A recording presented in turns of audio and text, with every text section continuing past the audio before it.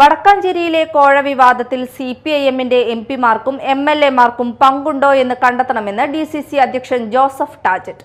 വിവാദത്തെക്കുറിച്ച് CPIM ജനങ്ങളെ ബോധ്യപ്പെടുത്തണമെന്നും Joseph ടാജറ്റ് പറഞ്ഞു.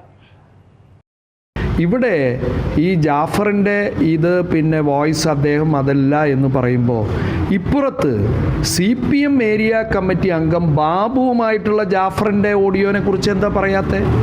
അത് ജാഫറിന് നിഷേധിച്ചിട്ടുണ്ടോ? ബാബു നിഷേധിച്ചിട്ടുണ്ടോ? CPM നേതാക്കന്മാർ നിഷേധിച്ചിട്ടുണ്ടോ? അബ്ദുൾ ഖാദർ ജില്ലാ സെക്രട്ടറി ഒക്കെ എന്ത് ലാഘവത്തോട് കൂടിയിട്ടാണ് പറയുന്നത്?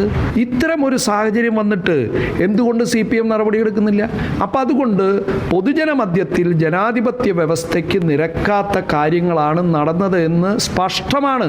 താഴെ നടന്ന ഒരു കാര്യത്തിൽ ഏരിയ കമ്മിറ്റിയും ജില്ലാ കമ്മിറ്റിയും പ്രതികരിക്കാതെ സംസ്ഥാന കമ്മിറ്റി സെക്രട്ടറി പ്രതികരിക്കാമെന്ന് പറഞ്ഞാൽ അത് ഒരു ഇൻഡിക്കേഷനാണ്. അദ്ദേഹം കൊടുക്കുകയാണ്, ഇന്നെ പോലെ നിങ്ങൾ പറഞ്ഞാൽ മതി. അത് പൊതുജനത്തോട് വിളിച്ചു പറയുമ്പോൾ അതേ രീതിയിൽ ആ സെയിം സെൻറ്റൻസാണ് അബ്ദുൾ ഖാദർ പറയണത്, ചാക്കിട്ട് പിടിച്ചിട്ടില്ല.